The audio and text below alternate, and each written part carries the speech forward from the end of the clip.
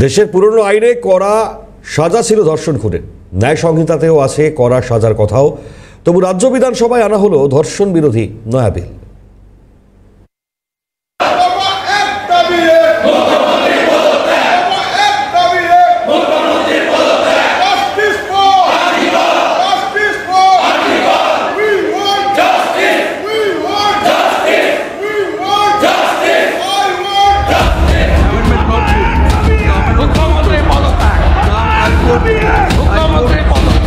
দফা এক, দাবি এক, মুখ্যমন্ত্রীর পদত্যাগ।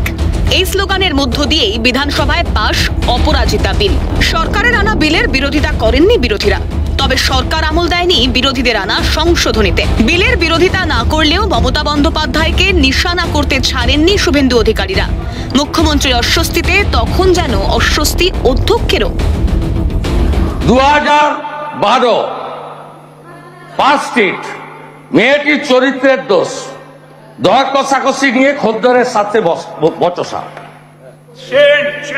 কামদুনি 2013 শরীর থাকলে যেমন জ্বর জ্বালা হয় তেমনি একটু আধটু রেপও হয়। সিউড়ি ধর্ষণ কাণ্ড, বাচ্চা ছেলেরা একটু আধটু। আপনি যে রেফার করছেন যেগুলো, আমি আপনাকে বলি আমি রেডি হয়ে এসেছি,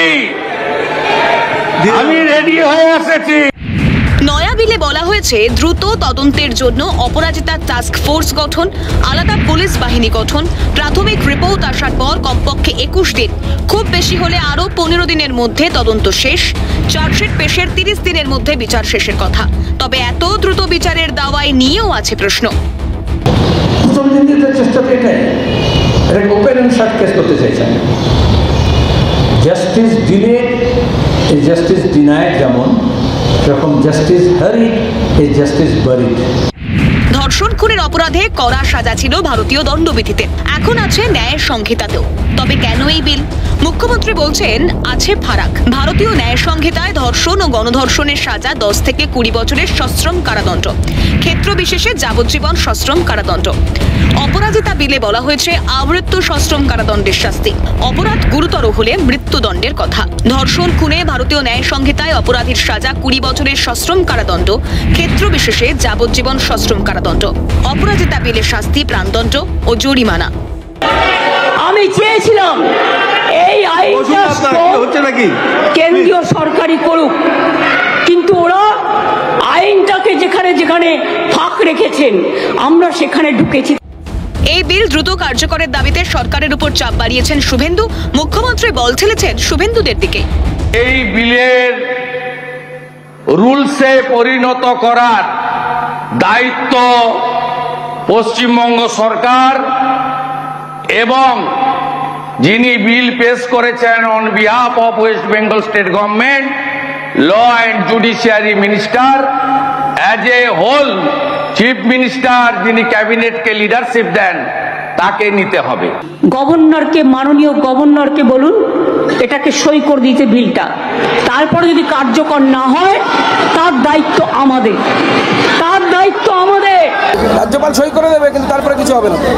অনেক রাজ্যপাল সই করে অনেক রাজ্য পাঠিয়েছে। রাষ্ট্রপতি তো আইনের বাইরে যেতে পারবে না, সুপ্রিম কোর্ট বাতিল করে দেবে আইন। রাজ্যপাল বিলে সই করবেন কি করবেন না তা কি ঠিক করে দেবেন বিরোধীরা? হতেও পারে না তা। মুখ্যমন্ত্রী কি তা জানেন না? তাহলে কেন এই দায় ঠেলাঠেলি? সরকারের আনা যে বিল সমর্থন করলেন বিরোধীরা, সেই বিলের উপর বিরোধীদের আনা সংশোধনী কেন গ্রহণ করলেন না সরকার? সেখানে কি নিশানায় ছিল আরজি কর কাণ্ডের মতো তদন্ত লোপাট? আদৌ কি কোনো ভবিষ্যৎ আছে অপরাজিতা বিলের? আছে কি কোনো আইন গ্রাহ্যতা? দেখুন, এই বিল আমরাও সমর্থন করেছি, কারণ মাননীয় মুখ্যমন্ত্রীর নাটকটা আমরা মানুষকে ধরিয়ে দিতে চাই। নাটক এই জন্য বলছি, এই ধরনের বিল পশ্চিমবঙ্গ বিধানসভা আনতেই পারে না। তার কারণ হচ্ছে ভারতের সংবিধান বলছে কোনো একটি বিষয়ের উপর যদি দুটি বিল থাকে, একটি রাজ্যের এবং কেন্দ্রের দুটি আইন থাকে, তাহলে কেন্দ্রের আইন প্রিভেল করবে, এটা হচ্ছে নিয়ম। আমজনতার করের টাকা উড়িয়ে মঙ্গলবার কি নাটক খেলা হলো রাজ্য বিধানসভায়? জবাব যেন শোনা গেল বিধানসভার অন্দরে। আপনারা কনভিকশন চাইছেন না, only I was, Now the people are asking that amendment 5 moved by Shubhendu Adhikari. Kolkata news.